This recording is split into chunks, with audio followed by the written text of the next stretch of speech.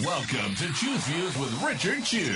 Get ready to dive into a world of insightful conversations and thought-provoking discussions. As progressives, our job is to have an all-inclusive, full-on assault with all of our players. A show that will focus on moving our political, social, economic, gender, and cultural conversation forward. And all of our players means all of our players. It's Choose Views. And now, here's your host, Richard Chew. Good Friday and Valentine's Day morning, progressives, and welcome to the February 14th, January 2025, February 14th, 2025 edition of Choose Views, 773-763-9278, Facebook Live, TuneIn Radio, YouTube, and iHeart, as well as make your way over to our Heartland platform so you can check us out from there. Email me at richard@wcpt820.com, and definitely catch all of our shows by subscribing to our WCPT podcast on Apple Podcasts or Spotify. I have to turn my phone off. I can't believe I didn't turn the volume off. Anyhow, that's where you can catch your Choose Views, short versions and long versions, of course. Joan Esposito, live, local, and progressive, Driving It Home with Patty Vasquez, The Big Picture with Edwin Eisendrath, Out Chicago, and our other shows on the weekend and throughout the course of our week. Most definitely check out our heartlandsignal.com platform. Pass it on, folks. Pass it on to the people you care about. So speaking of that, I, on the air, proudly will wish my wonderful wife, Ann, a very, very happy Valentine's Day. Fellas and ladies, too, make sure you give your loved one and loved ones the acknowledgement of Valentine's, and a happy Valentine's Day to those who you care about. Even if it's your mom or your pops, reach out to them today, or your brother or your sister, and say, hey, happy Valentine's Day. It's a day that's supposed to celebrate love and the ones that you do love. And I say happy Valentine's Day to you guys that are listeners to my show here on WCPT, all of our shows here on WCPT. We thank you, and we send you our happy Valentines. Will you be my Valentine? Please, pretty please. So thank you guys, and thanks for the love that we get from you. And we hope that we bring some love and joy to your lives each day with our broadcast. And most definitely a shout out right out of the gate to our progressive lineup today, the Stephanie Miller Show, my radio sister on the West Coast, the Tom Hartman Show, professor of everything progressive, Joan Esposito, live, local, and progressive, and again, Patty Vasquez, Driving It Home. So send some love to them today, guys. When you call in, let them know you love them. And we definitely love that you guys are with us and part of our programming. That being said, let's keep it moving, because today we are going to be pretty busy. In studio with us will be our good friend Karen Byrne from True Blue Politics Podcast, and Natalie Ziemba, who is a councilwoman way up there in Woodstock, Illinois. For those of you who are not from the area, it's a Chicago.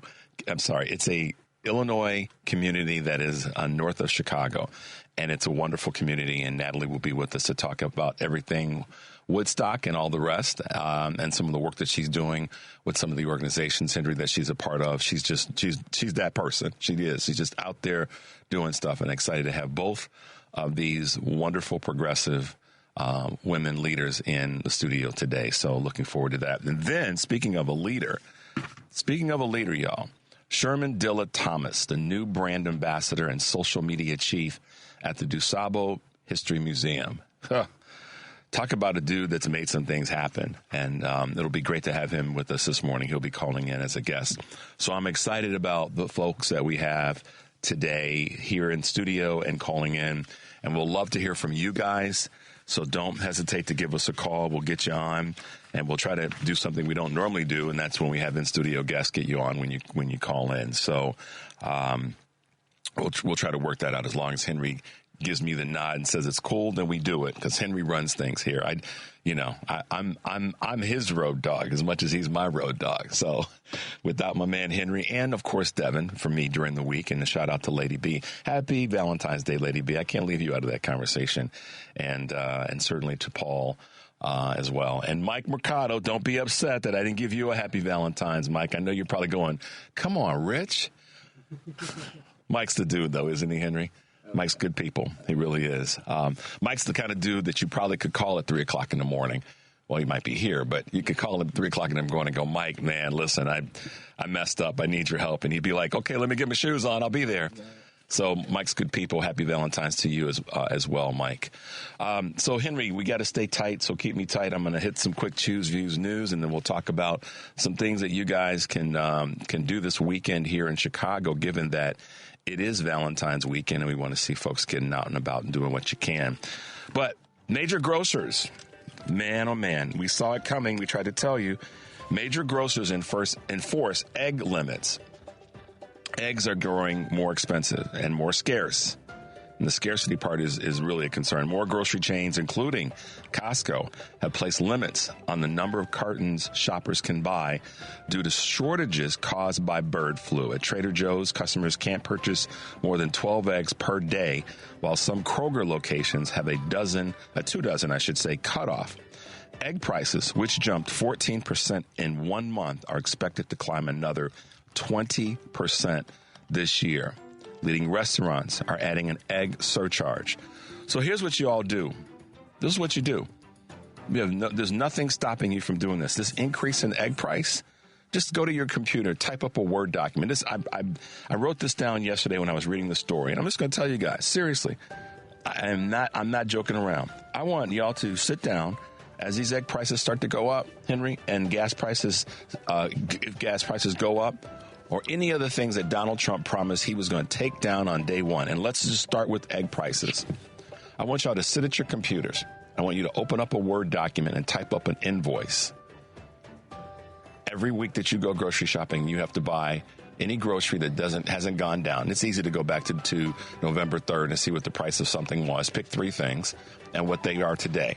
And if the prices have gone up, which they are going to because of these doggone tariffs, just type up an invoice of the spread between what it was on the 3rd and what it is of a given week. And take that invoice, put it in an envelope, and send it to the White House. And say, where's my money? Meanwhile, if you're going to let Doge boys get $7 million and other millions of dollars that are out there that are being allocated to these fools, send me my money for the increase that I'm paying in eggs. You might think I'm crazy. I'm not joking. What's the stamp going to cost you, 60 cents? What is a stamp right now? I've forgotten. I've been bought stamps in such a long time.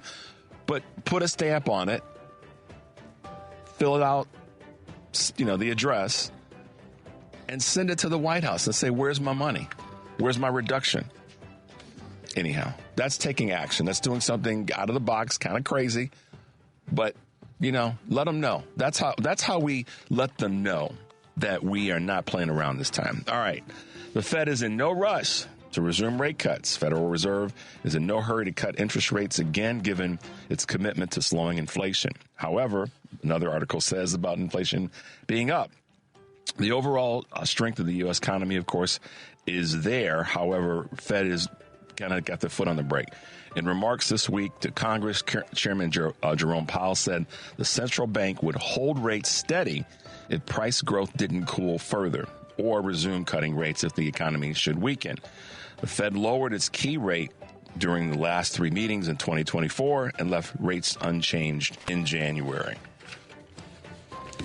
Meta layoffs are underway. Yes, they are. A round of layoffs affecting 3,600 workers is underway at Meta, with some affected employees receiving emails earlier this week, according to Business Insider reports. Meta said in January that the redundancy would affect 5% of its workforce and target lower performers, prompting speculation that the staffers might not receive severance. That's just disgusting. Okay. However, U.S. employees will receive at least 16 weeks salary, according to Bloomberg. Also anonymously, per USA Today, Meta will replace laid-off employees with machine learning engineers. And I hope they break some stuff, meaning not the employees, but the machines do. Without severance, that's just tight. I mean, boy, today's not the day. Boomers headed for housing waiting lists. What does this mean? Within a year, the oldest baby boomers are set to turn 80, the age that which many people transition into senior housing. What can they expect? According to the Wall Street Journal, our waiting list. Construction of senior housing ground to a halt during the pandemic. And inflation has prevented it from picking up since then. This means that only about 191,000 of the 560,000 units needed nationwide by 2030 are likely to be built, pricing many seniors out of housing options, and that is not good. BuzzFeed's social media play. What does that mean? BuzzFeed has announced its plans to develop its own social media platform, promising to offer an alternative to apps such as TikTok and Instagram. Those specific details on the platform are scarce. BuzzFeed CEO Jonah Peretti says the venture will utilize as much artificial intelligence to give users agency instead of stealing their agency. So we'll see where that goes. And as we said earlier, inflation has definitely ticked up. So pay attention in that space as well with regard to what some of your costs are. How educators are redefining DEI. This was the latest, I should say, as more companies follow the federal government's lead and pull back on diversity, equity, and inclusion initiatives. Some educational groups are stepping in to bridge the gap during this being Black History Month. But is DEI really dead? No, says some strategists in Harvard University and Harvard Business Review. However, it does need to evolve beyond cosmetic and performative gestures to a data and outcomes-centered framework. Okay, sure. The minute we start to make that same requirement on nepotism and nepo hires, that's where's the performative and where's the outcome-centered framework when it comes to the nepo hires that we know are rampant? There you go. A little sarcasm from me, but meant with the intent that I'm coming to you with. All right, guys, we're going to take a quick break. Now we got the things rolling here. 773-763-9278. This is Choose Views, and we'll be right back.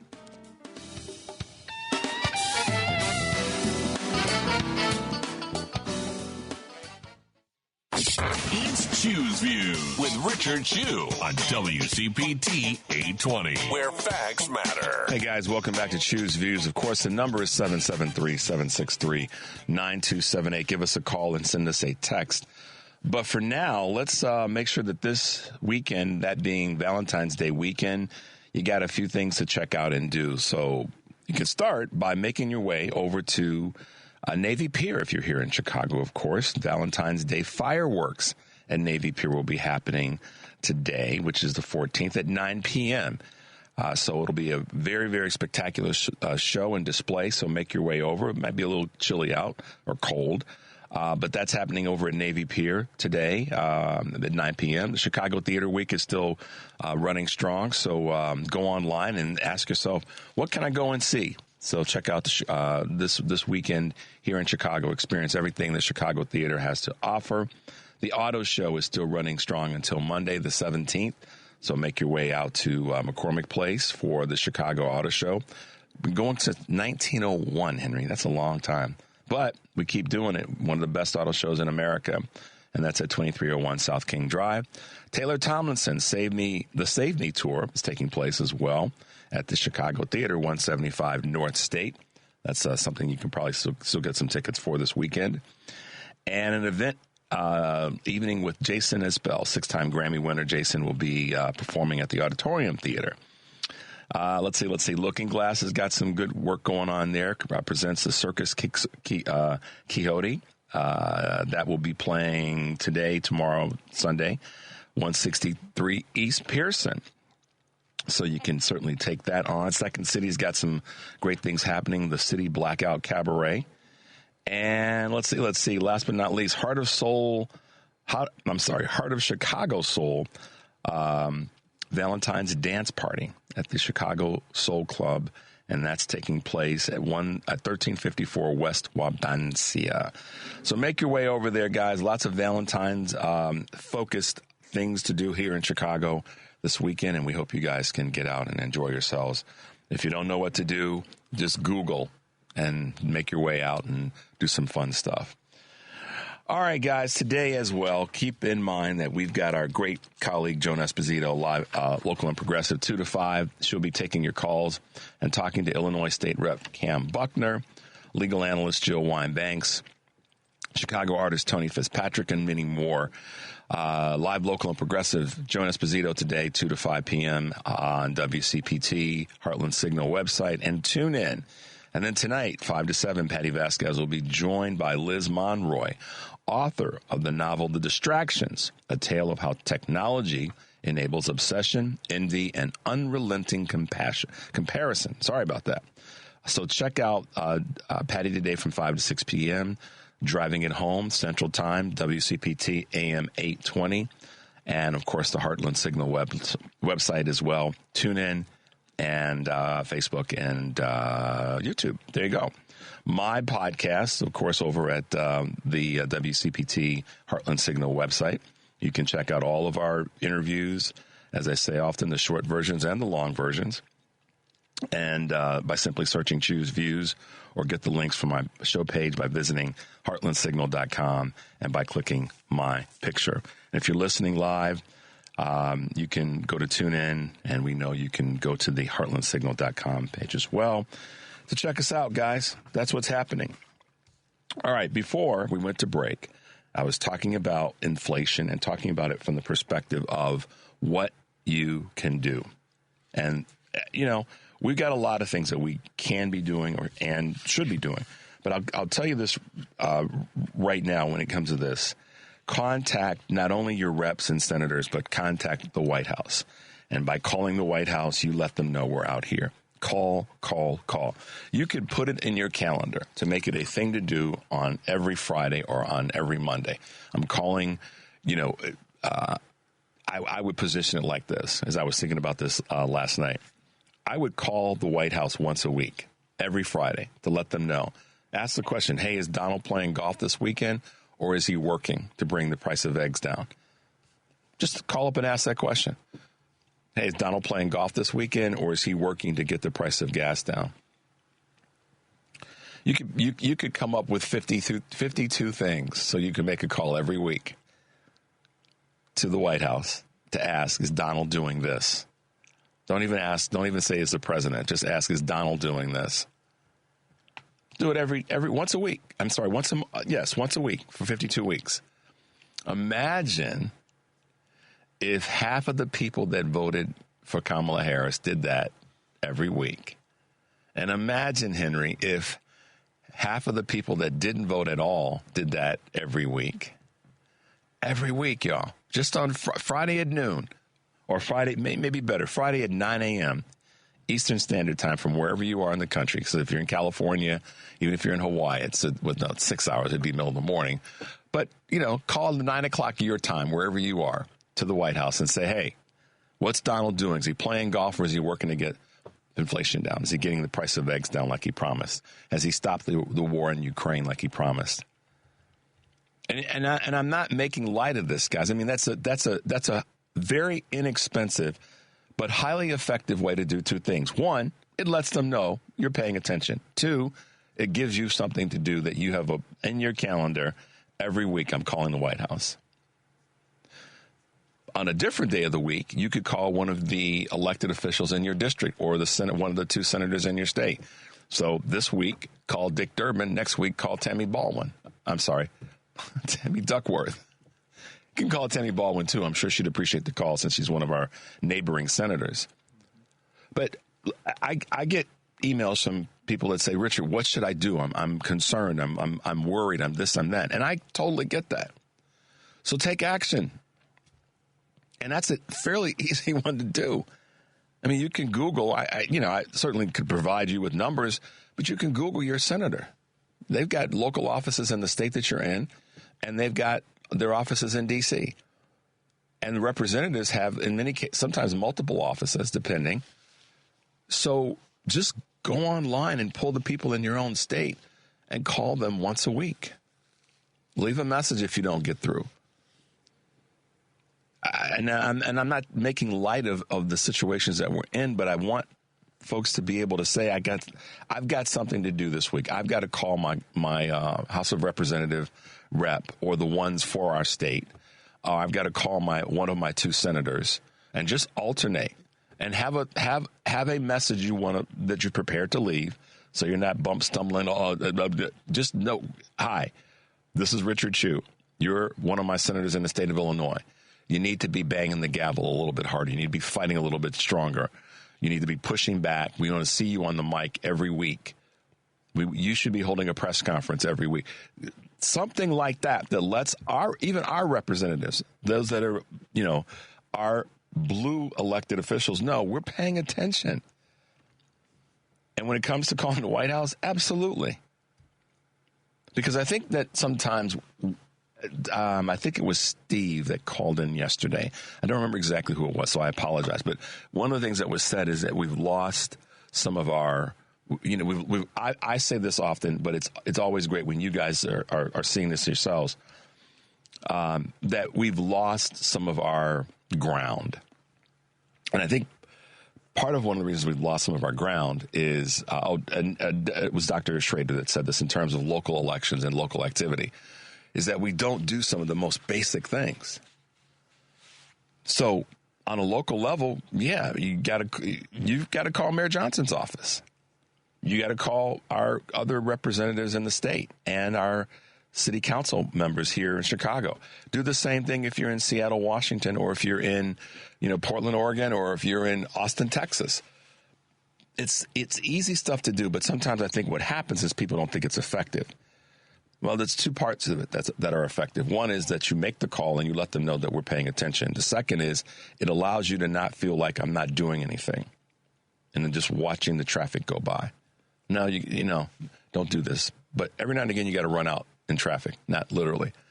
Every now and again, you got to go to the corner and make something happen and let people know that you're there. That's why I'm saying this, and that's why I go back to my point about where we are with inflation and eggs.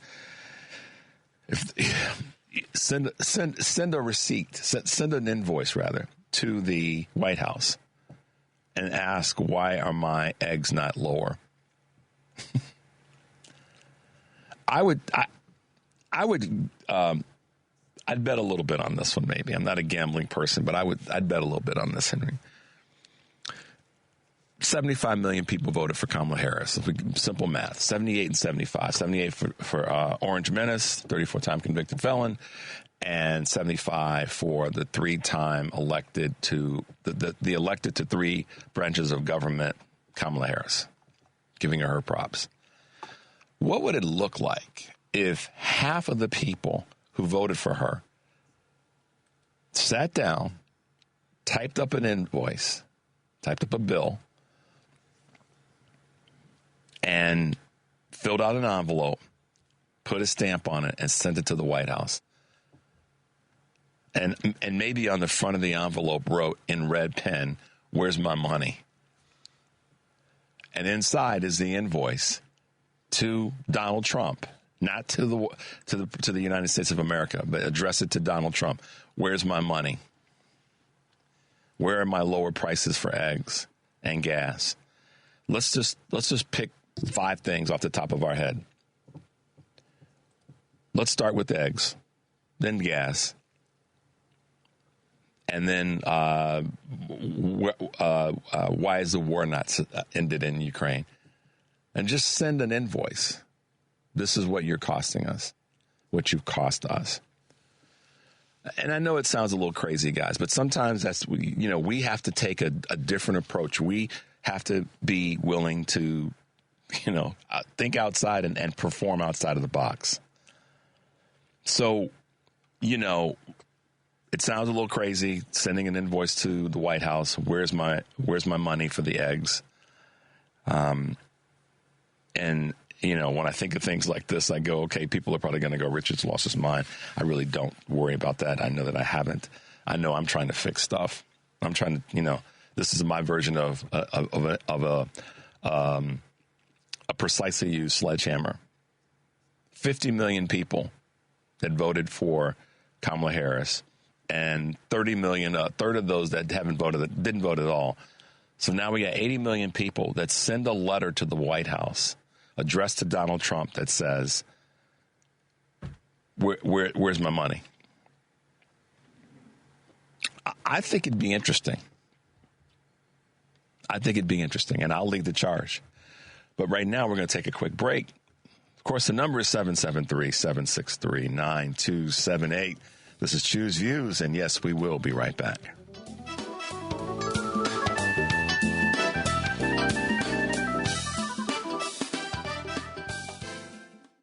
You're listening to Choose Views with Richard Chew on WCPT 820, Chicago's Progressive Talk. Hey, guys, welcome back to Choose Views, 773-763-9278. Okay, according, this was just sent to me by my favorite Valentine, that it was 77 million that actually voted for the Orange Menace.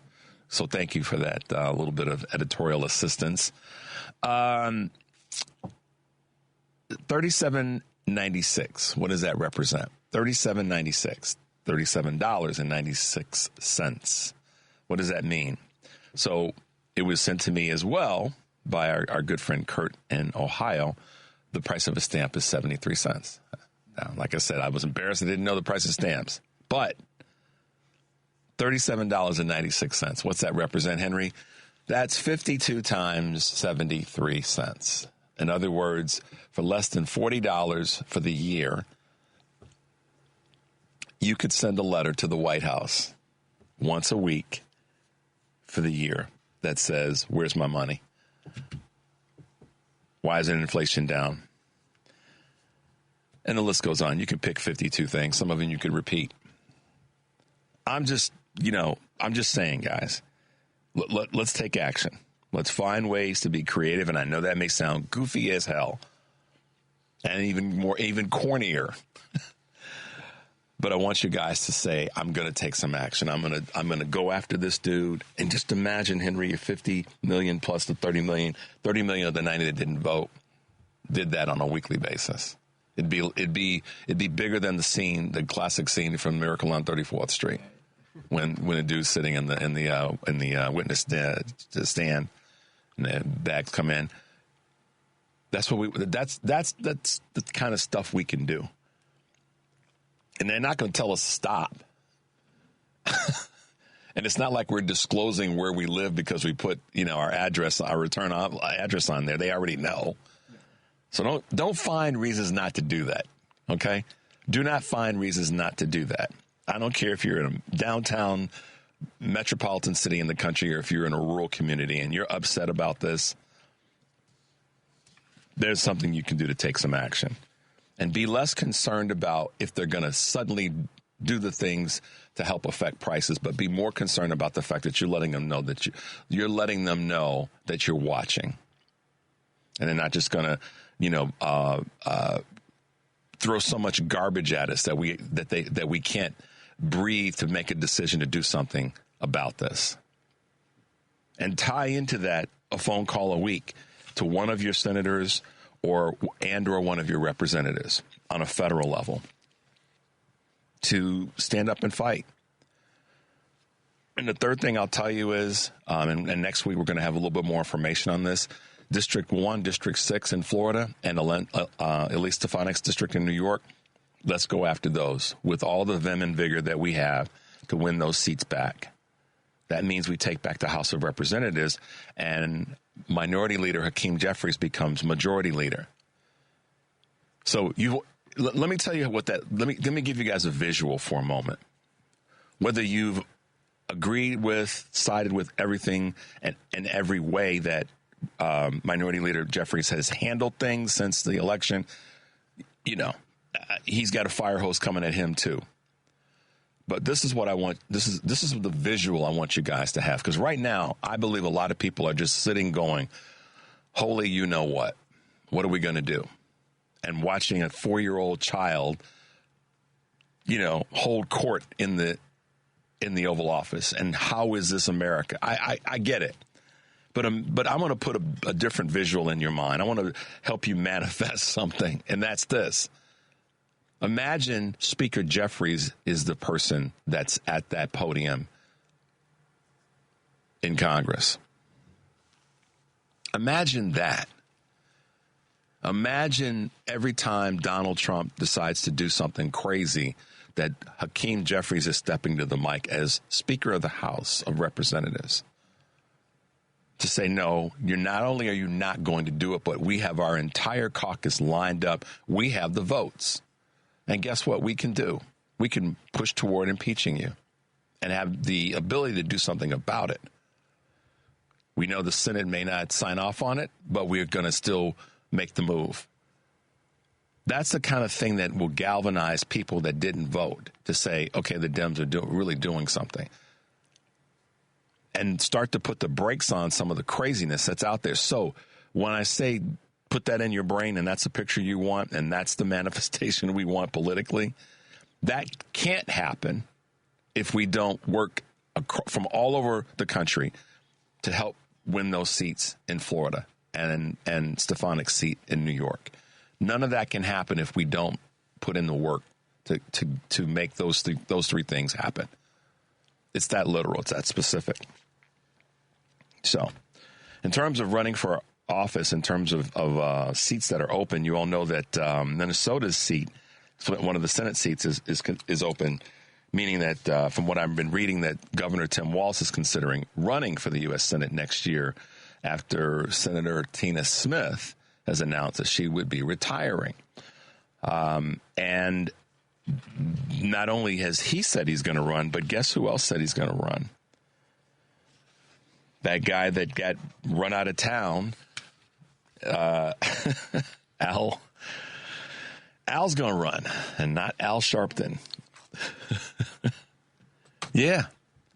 So Minnesota may be making some moves right now to put some new faces in the U.S. Senate. I think that Governor Walz would make a great senator. He's been a great governor. And he's got a great lieutenant governor that would potentially be able to step in. So, I think that we could be in a really good space there. We want to keep that seat, that Senate seat, whether it be Governor Walz or Al Franken in that seat, we want to keep it. So we got some people on our bench that are great players, and I think that Governor Walz would make a great senator. He's been a great governor, and I believe that if Al Franken were to run and he were to win, that would be something great as well.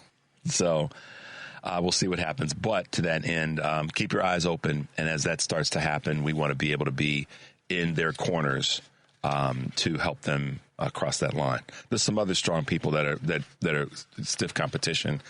The Attorney General up there, Keith Ellison, he is a firebrand, smart. He's equally capable as any of the folks are. That's why I said we have a great bench of people. And speaking of senators, I have a clip that I'm going to play. We put together, Henry and I put together, we want to play for you guys in terms of Senator Sheldon Whitehouse is not to be messed with, guys. He is definitely someone that you want to be following. You want to call his office and give him his praise and, let him know we appreciate his voice. So I want you guys to hear a clip that we put together from Senator Sheldon Whitehouse. Who defends us against Russian intelligence operations and Russia's criminal operations in the United States? It's the FBI, it's the Department of Justice, and it's our intelligence community.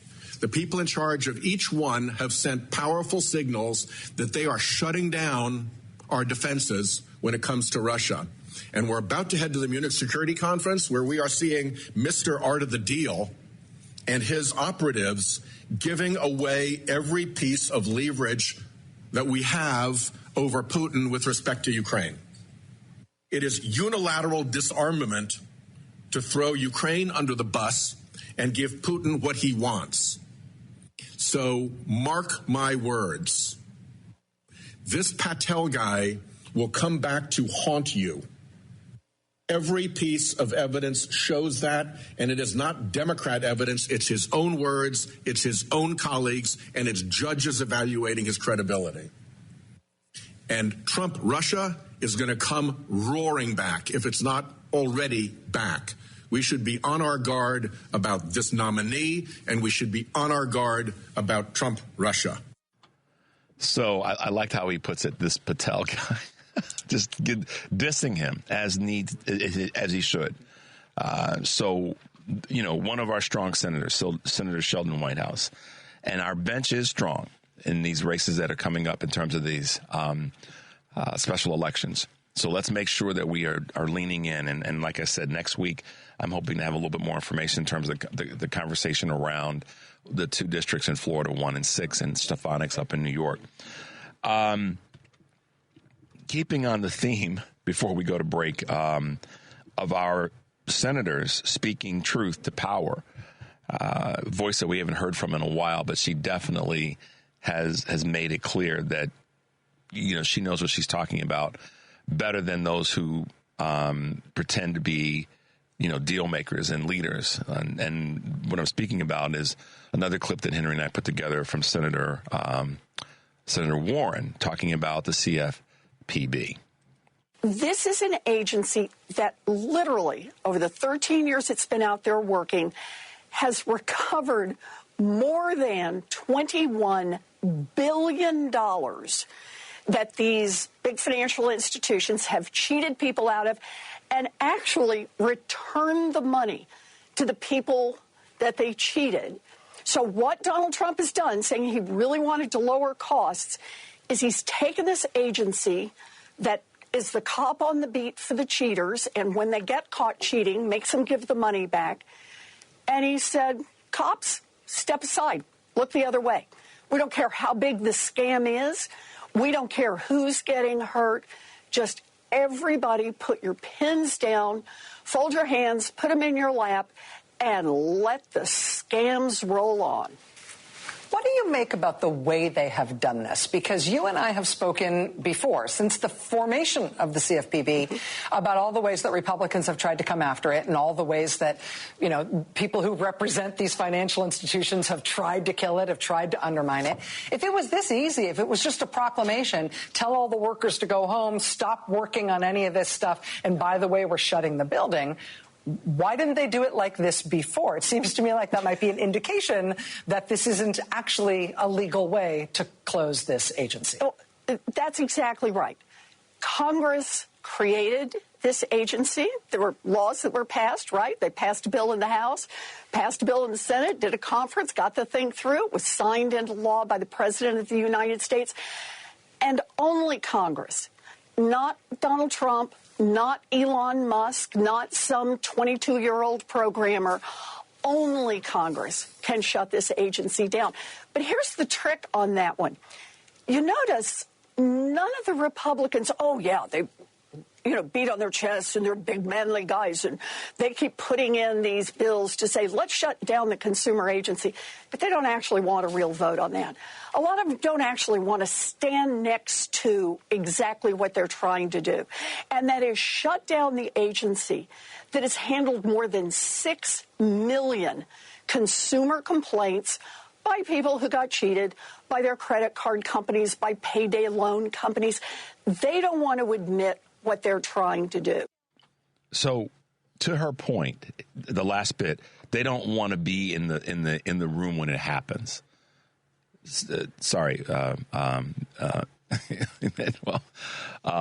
Lin-Manuel. But that's a great song. It really is a great song. But staying on point, and we go to break.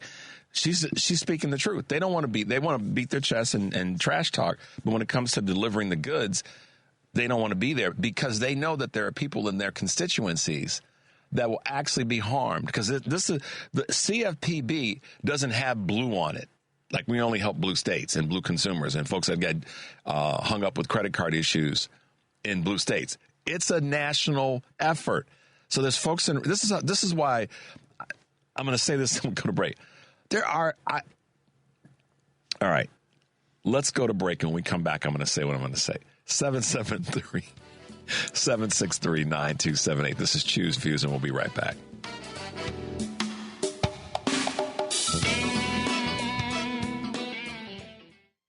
Welcome back to Choose Views with Richard Chu on WCPT 820, Chicago's Progressive Talk. Hey, guys, welcome back to Choose Views, 773-763-9278. Thanks for your text this morning.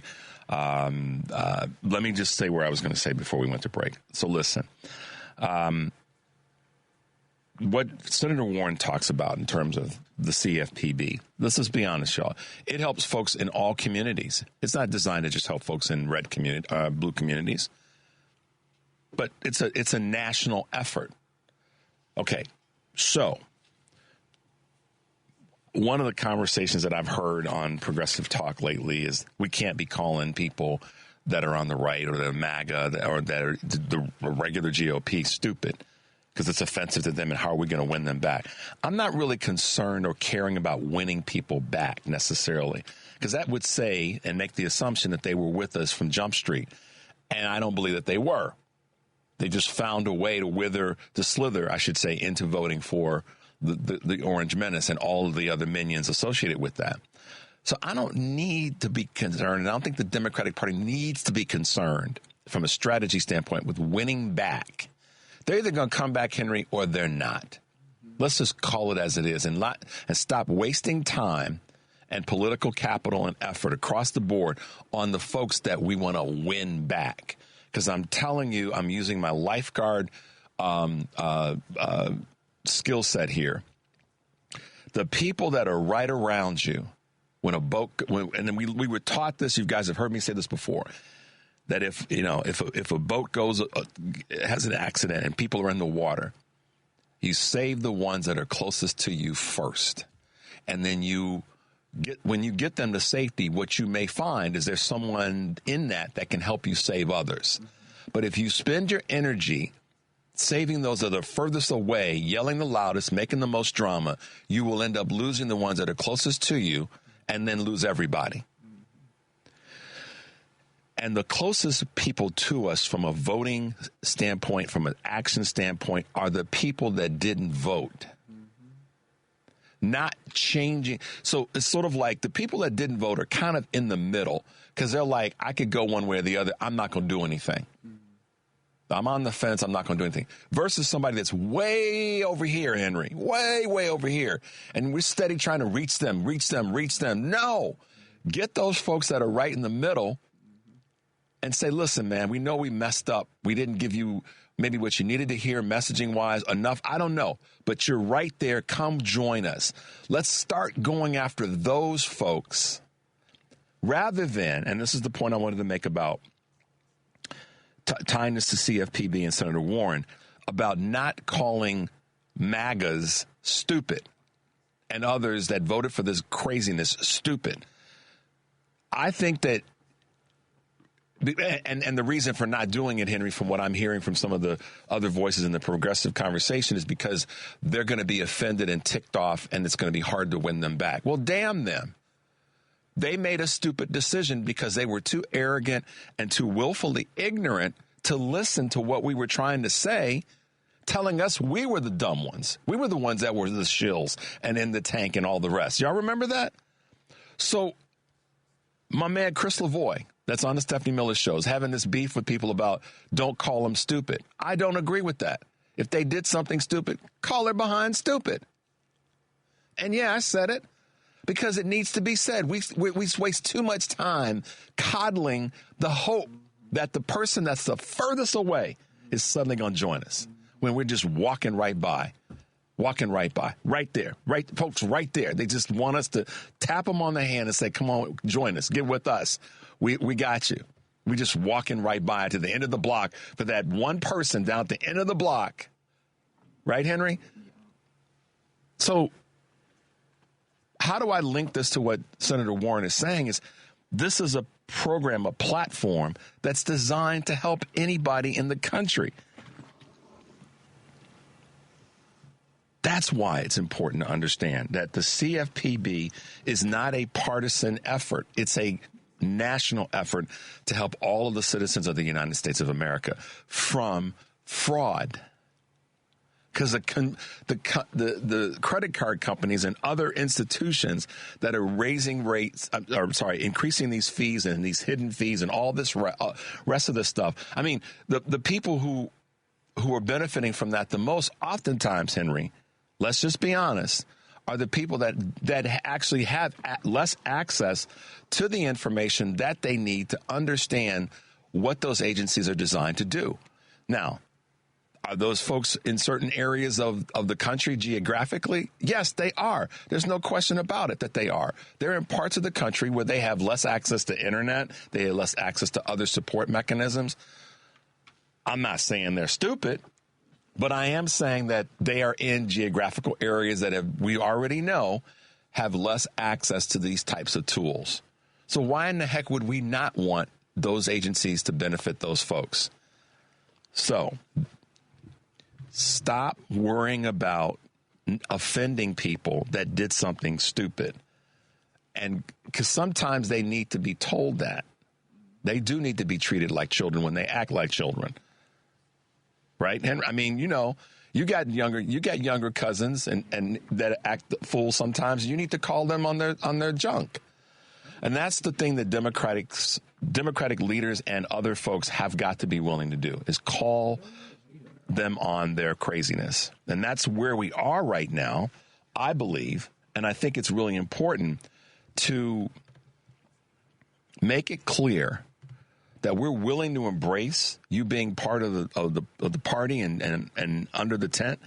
But if you've been over here acting a doggone fool for all this time, you got to sit at the back of the room and just be quiet. And when you're asked to do something to help, then just get up and do it. And that's the group of people that I believe are starting to, what's the word I want to use? Those are the people that are starting to come out and say things like, I didn't realize this was what I was doing. I made a mistake. I made a mistake, or I would never vote for him again, and et cetera, et cetera. And that's why I remain having some hope, guys, in terms of, and I know that some of you might say, Richard, but what the hell is that all about? I remain having hope that we can fix this if we just hold on to the fact that there are people out there that are willing to join the party that didn't join the party last time. I'm not going to waste any energy trying to change the minds of those who made a conscious decision to pull a gun on me, so to speak. I'm not working with those folks. So don't get me wrong. I want us to work with the people that didn't know what to do. And maybe that's a weak A way to be. I'm willing to embrace that a little bit. But the people who consciously said, nah, Rich, I'm pulling a gun on you, dude, I have nothing for them. And I think that's the kind of energy that you're seeing from the Sheldon White Houses and from the Senator Warrens. So, tie that all together in your own mind and recognize that we sometimes have to let people know that was a stupid thing to do.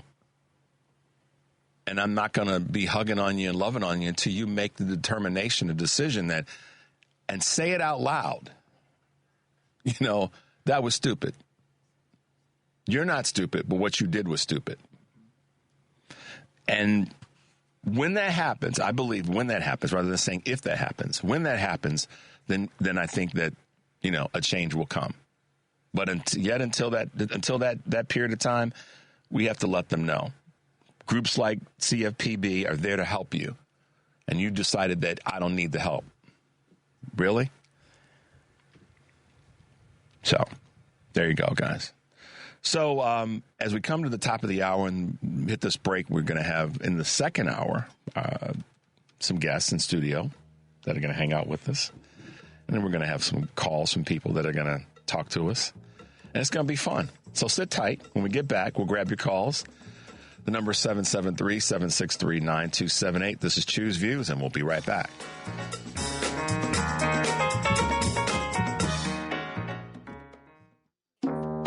Welcome back to Choose Views with Richard Chu on WCPT 820 AM, where facts matter.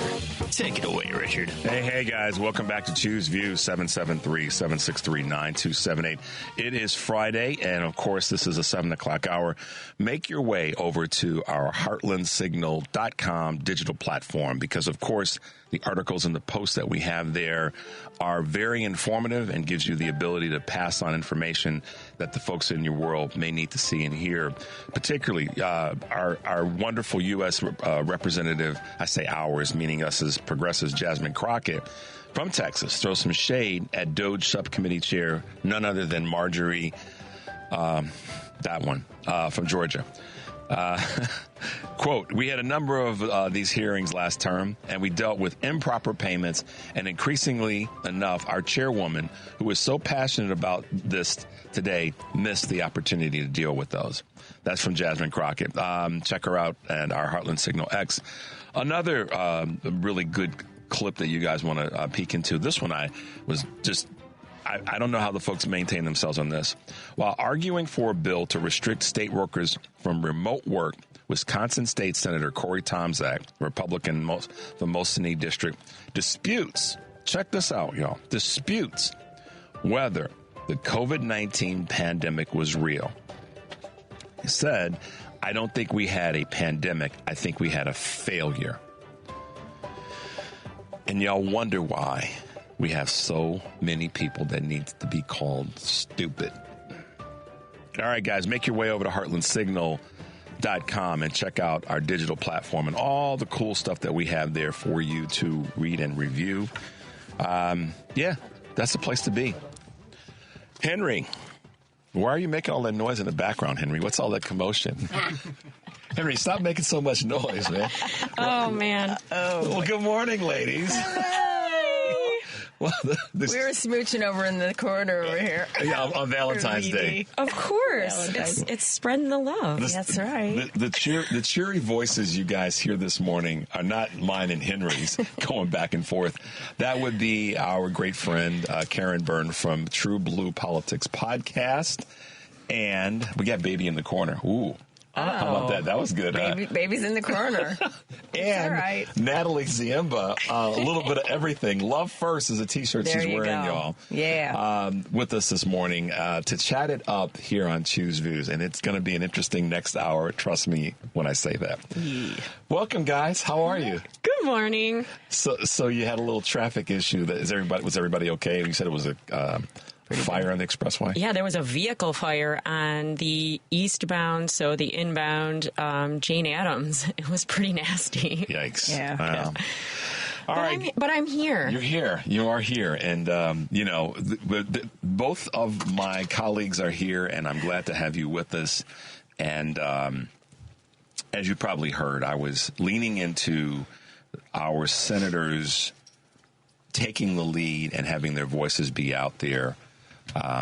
Senator Sheldon Whitehouse talking about the awfulness of the impending approval of Kash Patel as our one of the other members of the cabinet. I don't even want to give him a title. It's going to be a nightmare. Not good.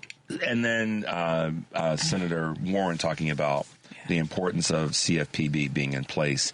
Because as I was saying, and you guys heard, this is not an organization that is designed to help just folks in blue states or any particular political group or economic level of a person in the country. It's designed to help everybody be protected from fraud and have some form of restitution when there is fraud that takes place. And so that's right.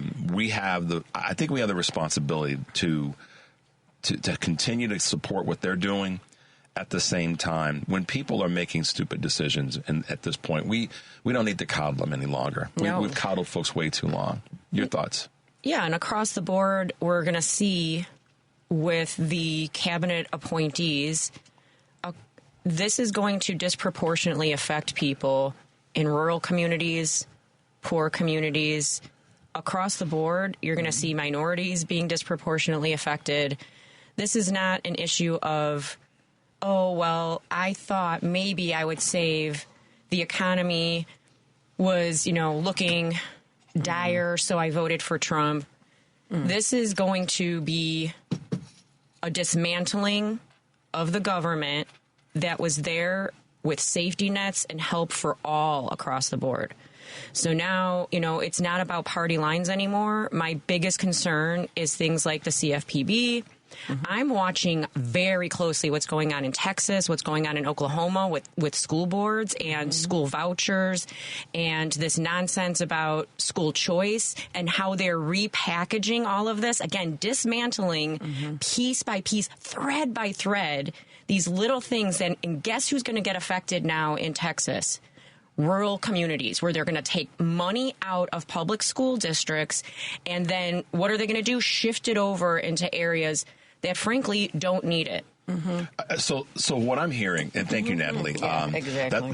This is what happens, guys, when you have folks that pay attention and that get outside of the box and know what's happening, not just in her specific councilwoman community, but what's happening in other parts of the country, because we know that a federal program that geo targets a particular area ends up affecting a bigger area than that. It's right. Respectfully, There's I say it has a domino effect. Total domino effect. It's going to affect everything. When you make it harder for people to be able to save money, to be able to for a down payment. I mean, I'm a real estate agent. If we do not provide those types of protections, consumer protections, and if we don't do something, to bring down the cost of food, bring down the cost of school, which, by the way, Kamala Harris was going to do. Okay, $25,000 for first-time home buyers, right? $75,000 for small businesses. We all benefit when those things are done, because then people are able to not, come out of college with a massive student loan debt. So then they're able to use that money to be able to invest in themselves in their future so that they could potentially achieve affordable home ownership. Check this out. So the domino effect in the positive light is this. So someone is able to have assistance to purchase a home. So the inventory gets moved. Homes sell faster. As a result of the home selling faster, there's a better tax base in the community, which then helps stabilize taxes. And mayors of cities and governors of states don't have to find ways to raise taxes on people. That's right. And right. You get to talk about that. And so if that happens, just in the housing piece, then the overall cost of housing goes down. Right. Because we don't have stagnant inventory. That's right.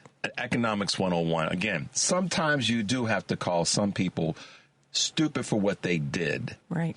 And I'm tired of we as progressives, and I say we, not being willing, not the three of us, because I'm sorry, I know that the four of us, not being willing to step to people.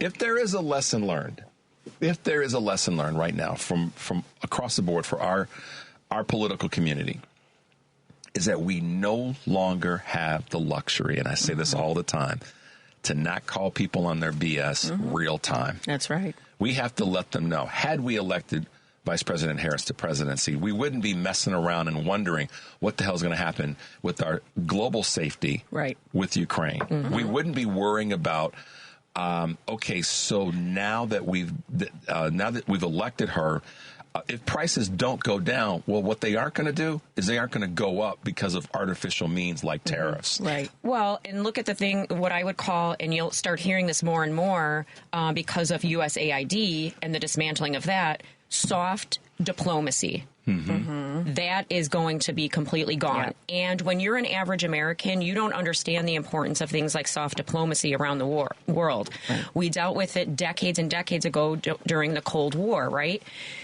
You figure out other ways to work through policy, and you find smaller allies that are willing to lift you up and support you.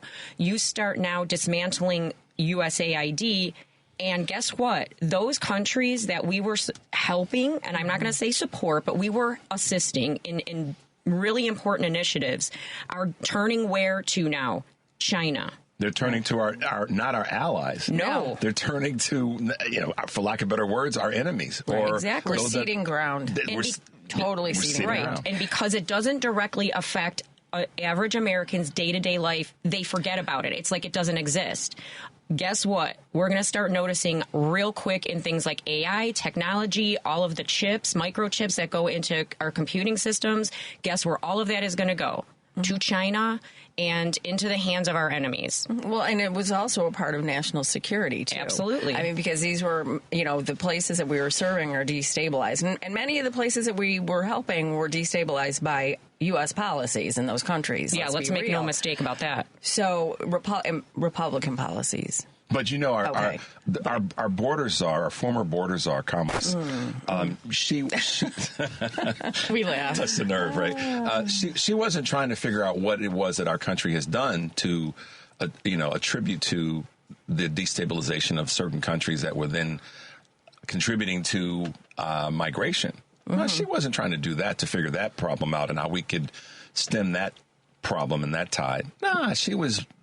So the sarcasm there is by design. Guys, listen, we know, and we're coming up on this break we're going to take in a moment, to Natalie's point about our allies that we've been supporting. This is where programs like USAID, people have got to dig a little bit deeper than just to think that, we're sending off, condoms to folks in Ukraine. How stupid is that in the first place? Right. This is why, again, I'm hung on this for a moment because it's not calling actions that are stupid is irresponsible on our part. Not calling out the things that people are not paying attention to what you said by digging deeper to understand what USAID really, really does, and then tying that to national security, or in this case, potential insecurity and threats. Right. And then having a little 4-year-old boy, and I'll leave you guys with this before we go to break. A little 4-year-old boy. We love the optics of that. I'm sorry. Talk about ceding power. Wow. I mean, just the positioning of Elon and him standing with a baseball hat and a T-shirt over the Resolute desk where the president was sitting with a 4-year-old on his shoulder. The optics of that, it was beautiful. Yeah. I'm sorry. I loved all of that. So all of the maggots out there that are talking about how strong your boy is, I don't think he is. He's weak. All right, guys, there it is. 6. We're not even. We just dove right in. I love it. I know. Deep into the pool. All right, guys, 773-763-9278. This is Choose Views, and we'll be right back.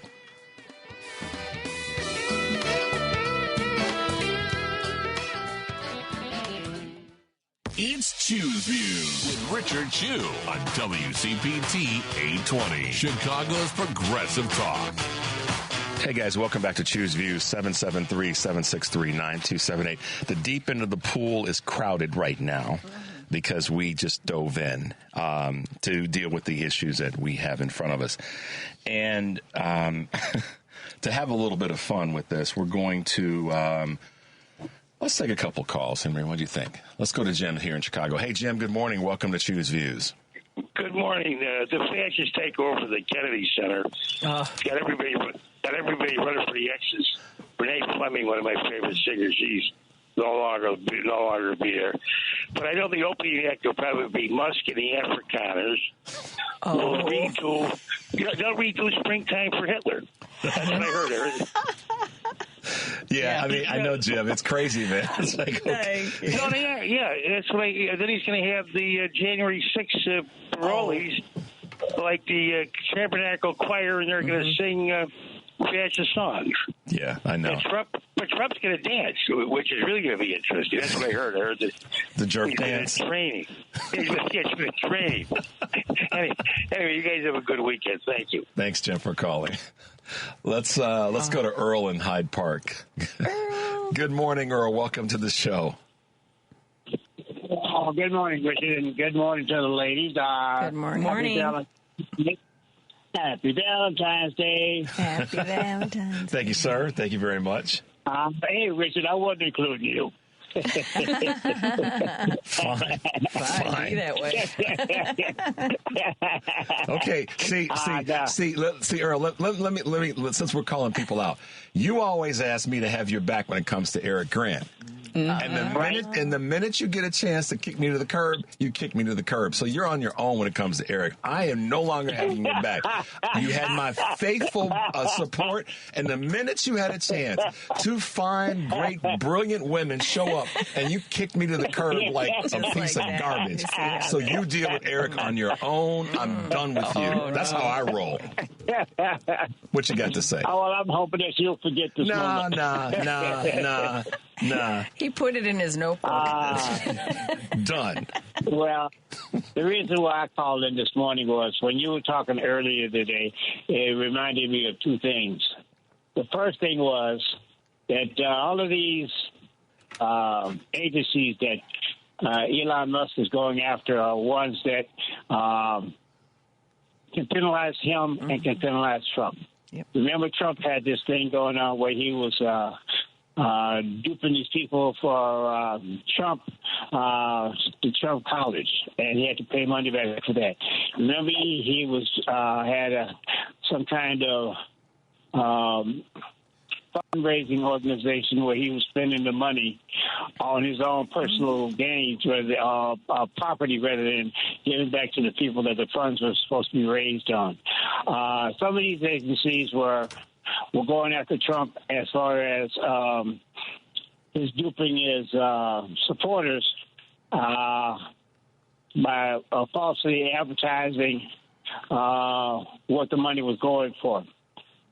So we have to understand part of the problem with Musk is also that some of these agencies are looking into his dealings with his companies. Right. And he was under scrutiny. Yep. So it's a little bit more complicated and more self-serving than the overview that you were putting out earlier today. And I just don't know how you're going to reach American people when they hear the truth and they don't digest it and internalize it.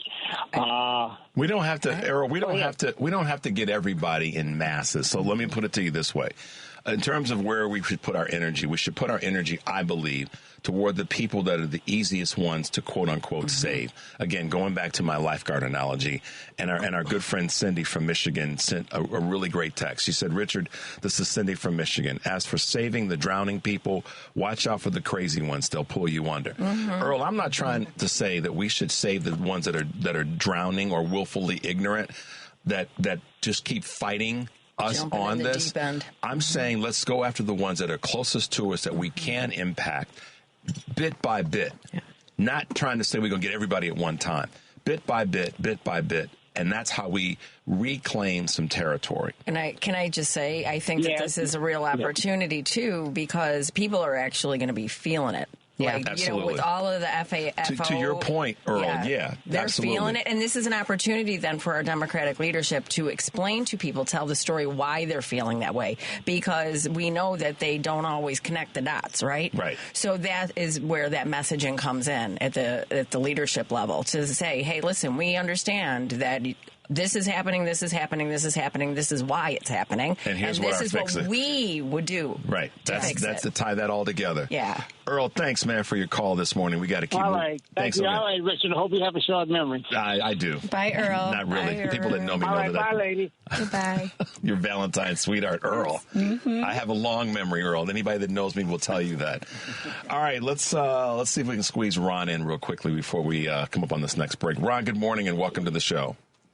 Good morning, folks. This is Black History Month, and Trump did declare Black History Month, but the next day, Pete Buttigieg declared that there will be no more Black or any history months recognized within the military.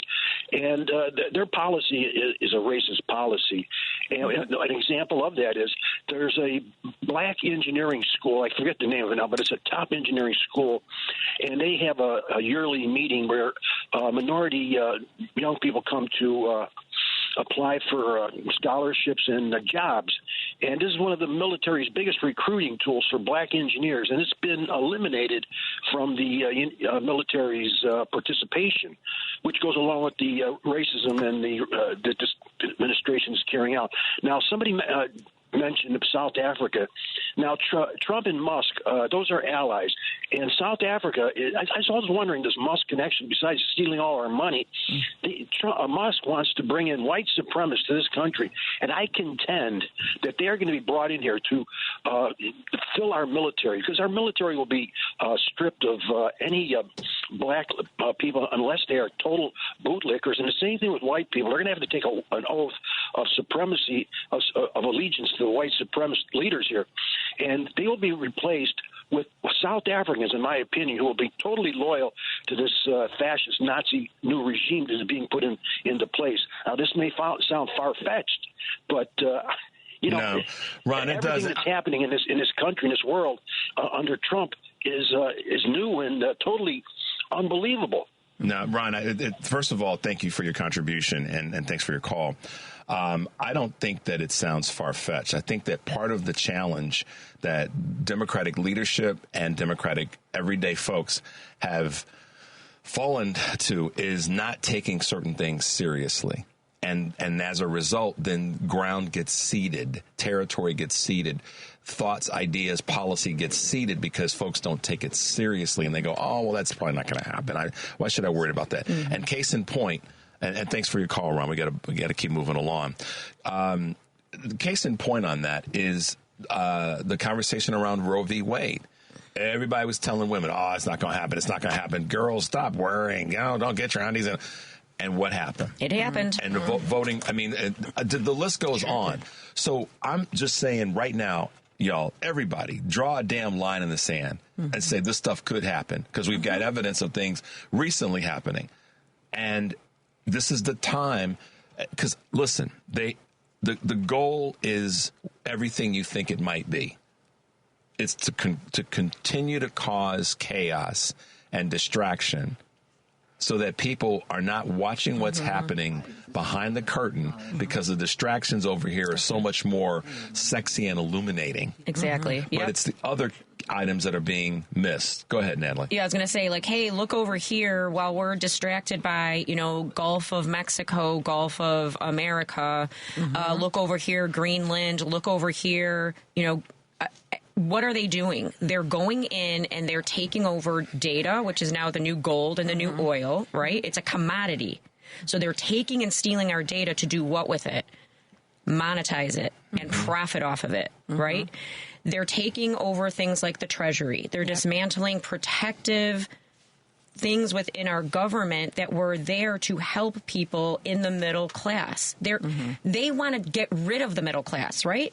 They don't want a powerful middle class. They don't want an educated middle class. They want really poor people and the 1% super ultra wealthy.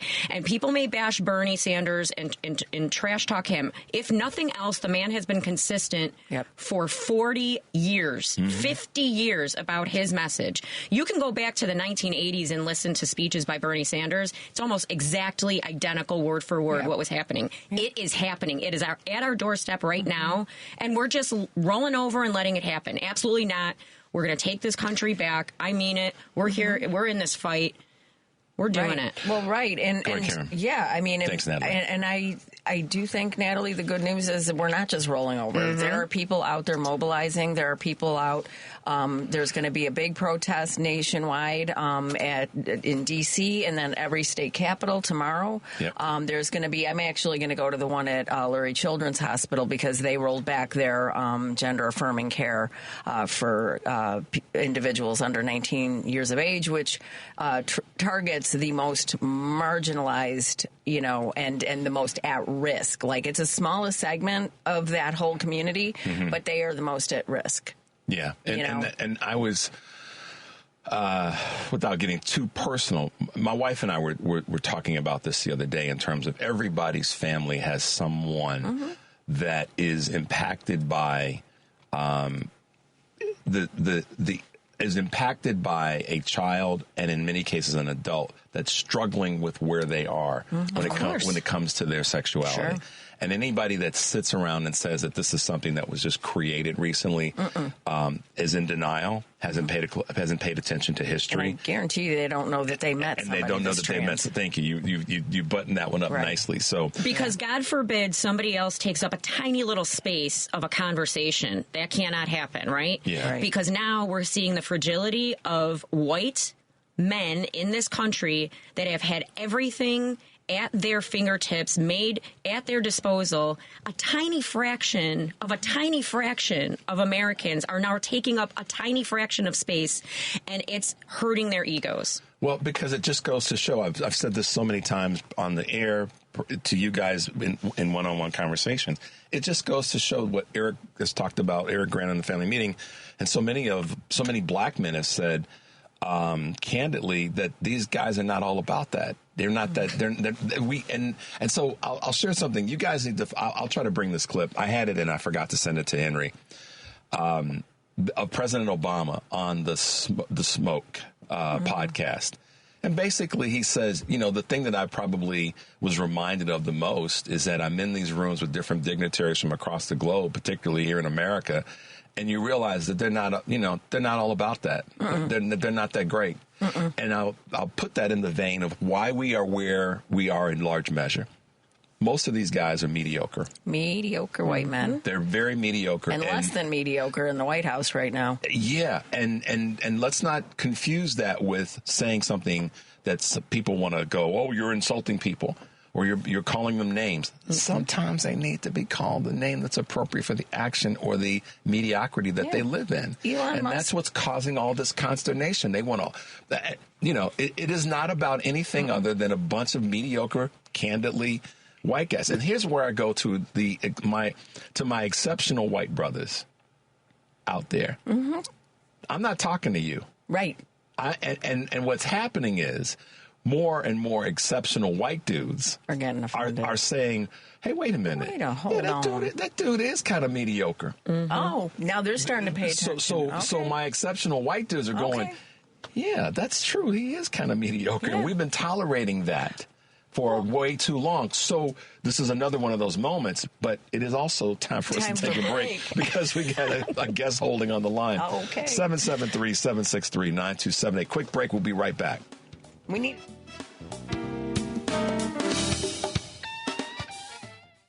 It's Choose Views with Richard Chew on WCPT 820, Chicago's Progressive Talk. Hey, guys, welcome back to Choose Views, 773-763-9278. So during the convention, I had a number of moments where I saw people and met people and kind of had a 30-second geek out or like, wow, that's him, or wow, that's her. And one of those people that happened with was at the DNC was none other than Sherman Dilla Thomas, who was with us this morning. And all I'm going to say is, brother, welcome to the show. Good morning. Good morning. Thanks for having me. Absolutely. If I wasn't such a fan of this station, no way on earth I'd be up at 7:30. I really, really appreciate the truth telling you all do. So, I got up. There you go.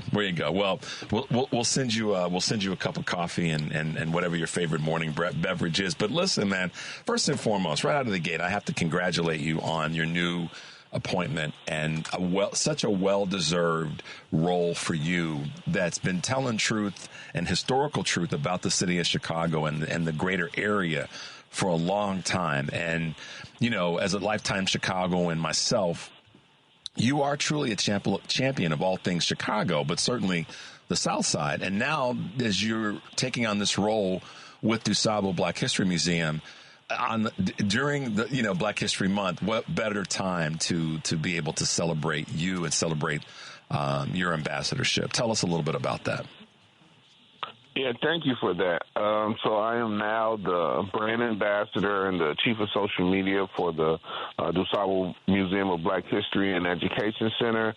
And I'm really honored to have that post. My primary role will be to engage with younger folks, engage with folks that spend a lot of time on social media, and try to get them to understand that this institution is not just a vital part of Black Chicago, but it's a vital part of all Chicago. All Chicagoans, regardless of their ethnicity or the demographics that they come from, should be extremely proud that in our city, the oldest Black History Museum is in Chicago, and so we want to tell those stories.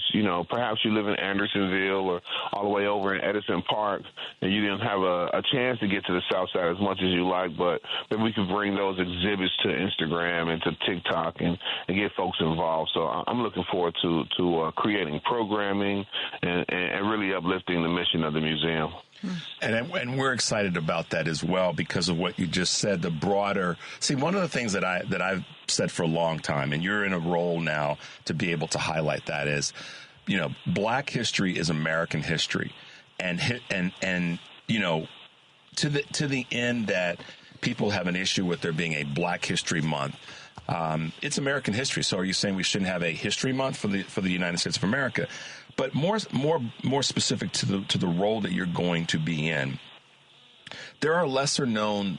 Not lesser known. There are communities that don't know enough about the history of the city, not just the black history of the city, but also the other ethnic groups and their history of the city. Now, granted, we know that we have a strong, diverse, melting pot of a city, but we also have some uniquenesses that you're going to be able to highlight. And I'm really excited about your ability, because you do have such a strong social media presence, to be able to put those things out there for folks. That's gonna be exciting for you. Yeah, I'm looking at ways to cross-collaborate in order to highlight exactly what you just said, right? You know, what does it look like to get the Chicago Mongolian American community to come have programming at the DuSable Museum? You know, I bet you most Chicagoans don't know that there are more Mongolian Americans living in the Chicagoland region than any other area in our country, right? And so Rogers Park has, maybe the third largest demographic of indigenous Native American folks living there. We have a beautiful and amazing Japanese American community, right? If you are worried about a tornado, right, they're going to say it's an F1 or F2. The F in tornado stand for Theodore Tetsuya Fujita, who was a University of Chicago meteorologist, and he's one of the guys that kind of anchors Japanese Americans here in our amazing city. And so I want to tell those stories, and in many instances, those stories connect right back to blackness in our city, and that again should make our city proud. One of our most amazing neighborhoods, right, is Chinatown. Everybody knows where Chinatown is. As soon as you get off the train on Cermak, we all go down there to eat, drink boba teas, and go to Ming Hen. Mm-hmm. And why is Chinatown there? Because a black banker by the name of Jesse Benga was one of the only bankers who would loan money to the Asian Americans who were buying property in Armour Square. So we're connected, whether we know it or not. And, I'm looking forward to building relationships. And then I want to do it the other way, right? I want to put people on my bus and take them to the Swedish American Museum, take them to the Polish American Museum, take them to the National Puerto Rican Heritage Museum, and show how we're really intertwined and we're better together. Man, I'm fangirling over here. Yeah. You've got two fans, and you got four fans in the studio, all of us of the work, but specifically Natalie Ziemba is here with us, and of course Karen Byrne from True Blue Politics. I know they've got a couple of comments they want to throw your way. I think you are extraordinary. This is Natalie, and I just want to say, I am big-time fangirling. I am a product of the south side of Chicago. I grew up real close to Comiskey Park in Bridgeport, near Pilsen. Most of my family, immediate family is still in that area. And, that area of the city is has a little bit of a... there's some spotty history there, for sure. We're proud of it being a community of churches, a community of immigrants, for sure, but it was a very segregated part of the city, right? You knew if you're on one side of Halsted, you're kind of with these people. If you're on this side of Halsted, streets not to cross, areas of Bridgeport to enter and not. You kind of learn, okay, it's also a really neat part of the city because I can walk to the corner, get on the bus, and be downtown in 15 minutes. Or I can, if I want to hike it over to Chinatown, I can pretty easily, right? I can get to the lakefront. I can take 31st Street and just get to the lake. So, growing up in that part of the city taught me a lot. Grittiness, resilience, and I'm real proud of that. But I'm also very aware of I don't sugarcoat things, right? I know where I grew up, and I know that it has a tarnished history as well. It's the community, it's the neighborhood of mayors, and for good or bad, it is, right? Mm-hmm. It's the 11th Ward. So I grew up kind of with, politics in my blood, so to speak. Mm-hmm. Yeah. They're working hard to shed that over there in Bridgeport, too, which I appreciate. There's a place called Stutzy's Diner that's on 35th and Halsted. Mm-hmm. Used to be the Bridgeport Diner was the name of it. And it's such a Chicago story. I try to get through it as fast as I can. A black man's car ran out of gas, leaving a Sox game, trying to get back to, I believe, Inglewood, and it cuts off right in front of Stutzy's. And this is in the early 1970s. And so, as you mentioned, there have been some people in Bridgeport that wasn't really fans of having black folks in the neighborhood. And so he tells his family, like, hey, I'm going to get out and run so the guys chase me, and then you guys try to find some help. And so he does that, and he gets chased, and eventually he gets caught and attacked. His daughters and his wife try to run into the Bridgeport diner, but they lock the door and won't let them in. And then the people who lived in the apartments above them start throwing food items down at these little girls. And fast forward now to 2025, those little girls own the diner. Amazing. They own Stutzy's. Awesome. Right, yeah, and that's the trans. And you know what? When you walk in there, you see people from Bridgeport and Canaryville of all types of colors, and that's a sign of progress, in my opinion. And so, yeah, your Bridgeport and some other areas too, right? Mount Greenwood and so many things. But it also happened in the reverse, right? That's one of the things that I'm pushing very hard. I'm going to be pushing in this role. I'm sure kids in Bridgeport were told don't go to Inglewood, right? I'm sure kids in Canaryville were told to stay out of Roseland. So the more we learn about each other and the gems and the history that can be found in these spaces, the more we'll go, the more we'll be connected, and Chicago can continue to be the light of the country. The country needs Chicago right now with everything that's going on. We're going to end up being a beacon of light, and the politicians out of Chicago and our governor and so many other people are getting ready to be very, very important to continuing democracy, if we're being honest. And history is going to play a big role in that. Sir, one of the things that's so great about what you just said, your last 2 or 3 sentences, is Chicago is the light. We're the center right now because so much of the people that are standing up on a national level are coming out of Chicago and the state of Illinois.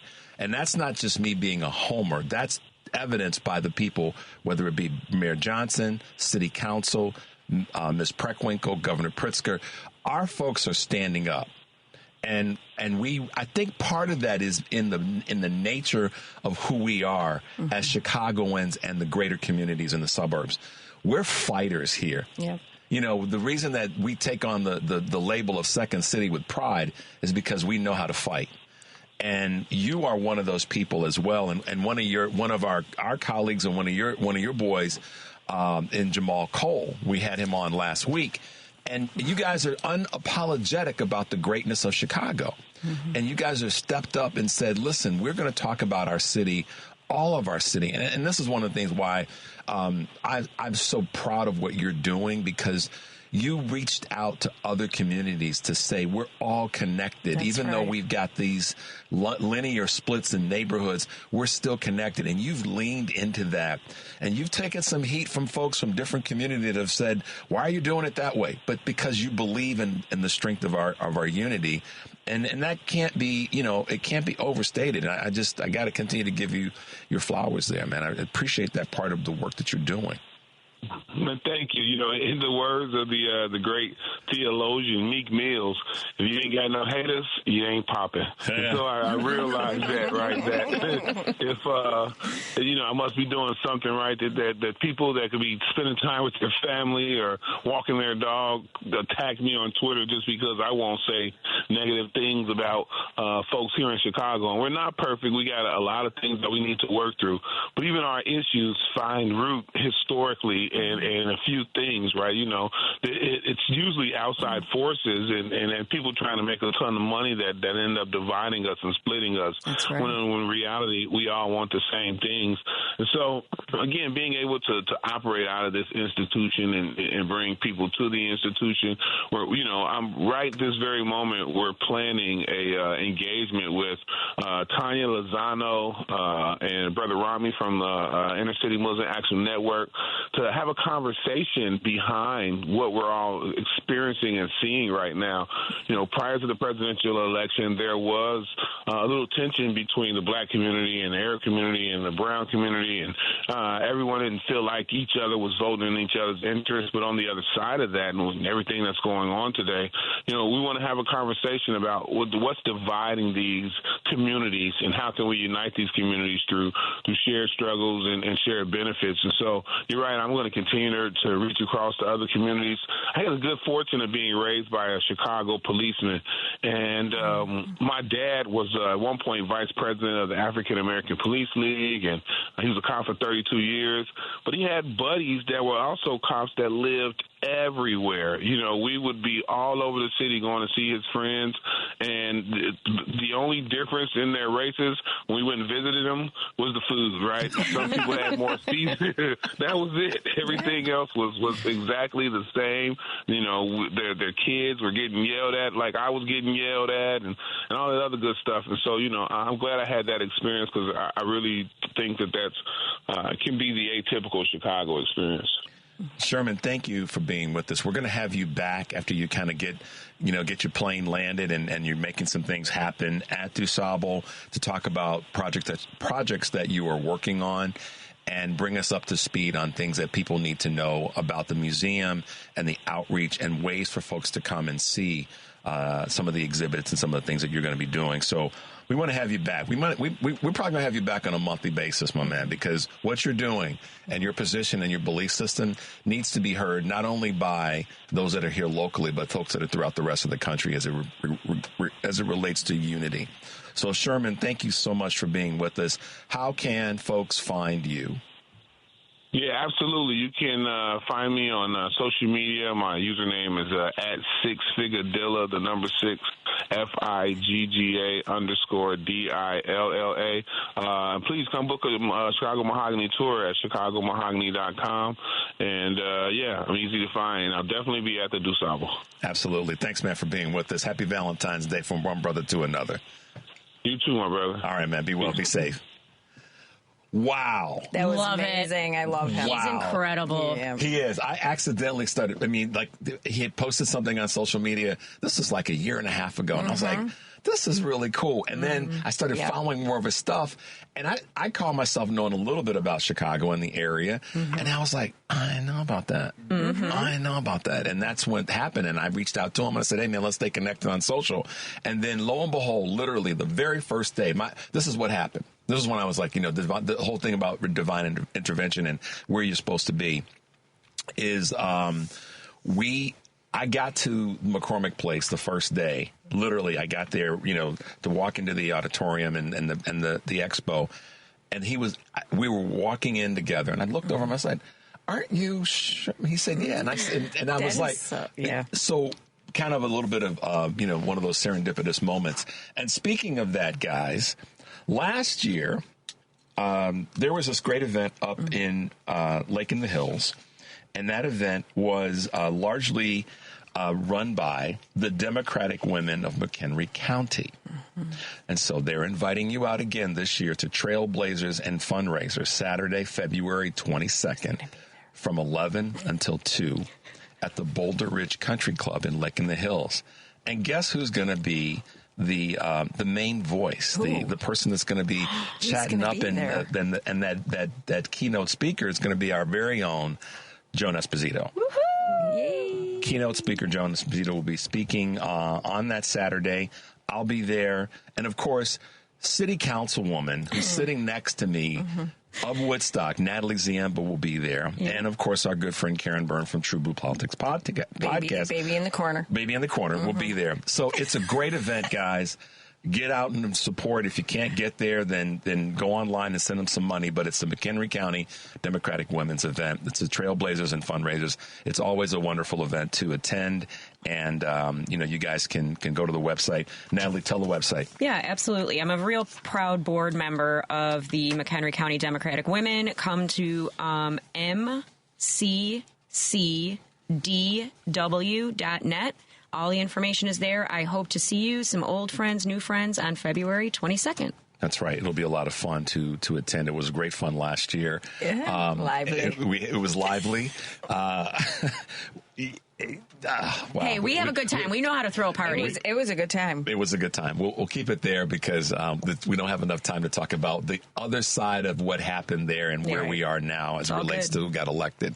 But that being said, you guys, it's always great when we have someone like Sherman on the show because he's out there, as I use this phrase so often, sleeves rolled up and elbows deep in this fight. And I love what he had to say about, it's the outreach to, unity. I mean, that's coming from his heart. That's coming from that dude's soul. He understands the importance of that. And it's our superpower right now. That's right. As it relates to taking back. Well, and if you look throughout history, the only way we progress, the only way the needle is moved forward at all is when we unite. Yep. When people come together. And I've been thinking a lot about Reverend Barber, in the Poor People's Campaign. And, he's been saying that for forever. When of all different demographics, when we all unite together, then we are stronger. We can, we can actually move the needle, and we can progress, and we can get the things that all of us need and all of us benefit then.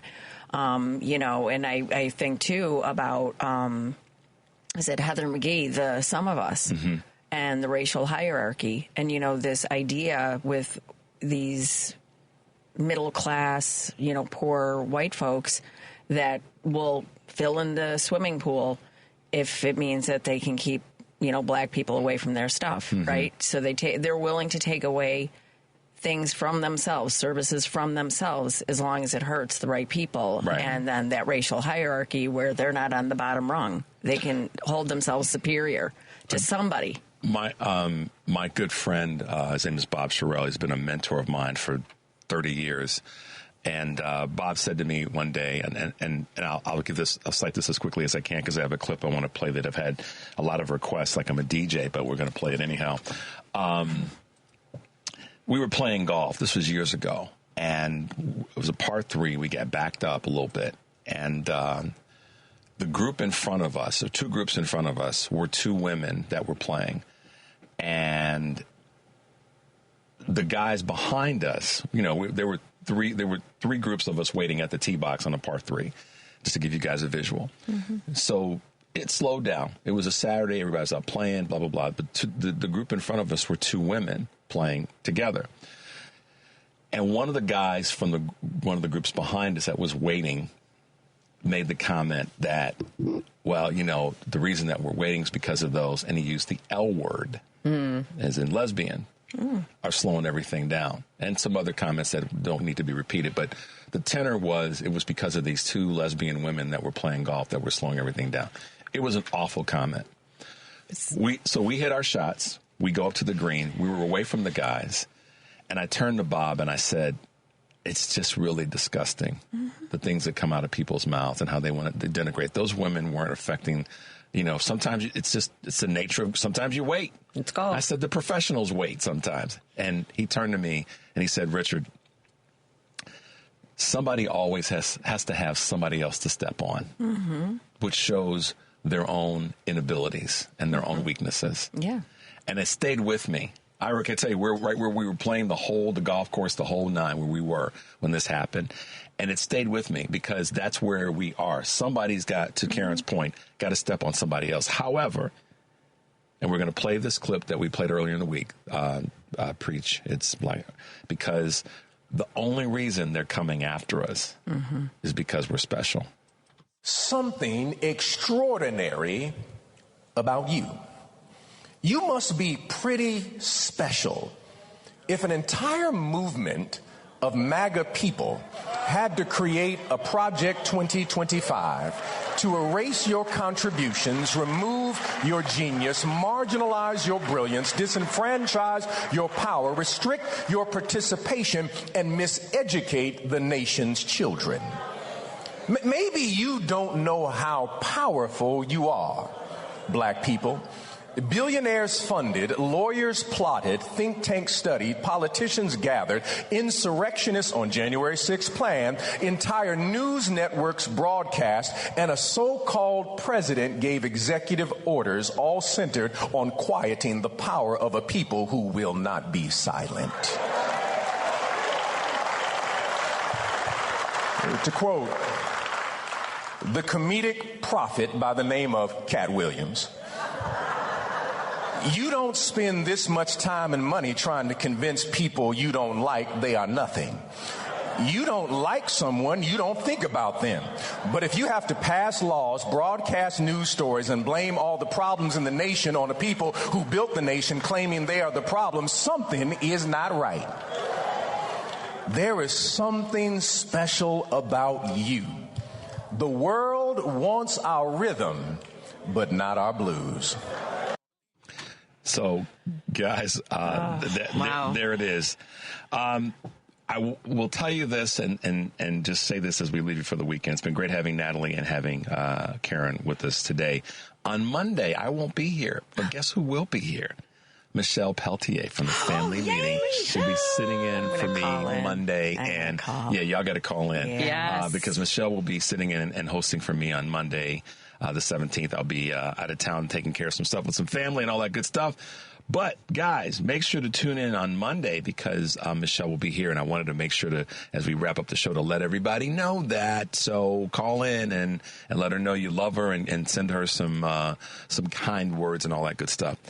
Guys, thanks for being here this morning. Thank you for having us. And can I just send out a little shout out to my kids and my grandkids and their significant others. And then, of course, my numero uno Valentine, my husband, Rich. There you go. Happy VD, honey. Natalie, you want to send out a little love? Well, of course, to my partner in crime, Tom. And I got to, of course, say hi to Mom. Barb is for sure listening. She's loving this. We love Barb. Barb will be there on the 22nd. That's right. Yeah. Barb is the stuff, y'all. Old school, man. Yes, she is the OG. Yes, she is. Mm-hmm. Definitely. It's good having you guys with us, and I appreciate you both making it in. And I think we had a little fun. I think we probably got a few people to laugh at our silliness. So. But listen, guys, take that this weekend and use it. Enjoy the Valentine's Day weekend. It's always great when Valentine's is on a Friday. It's like an extended weekend, and Monday's sort of, and added to that. But I'll be back on Tuesday, and Michelle will be here with you on Monday. So give her some love. You guys make it a great weekend. Be safe. And as always, take a deep breath and make your life count. We'll see you next week.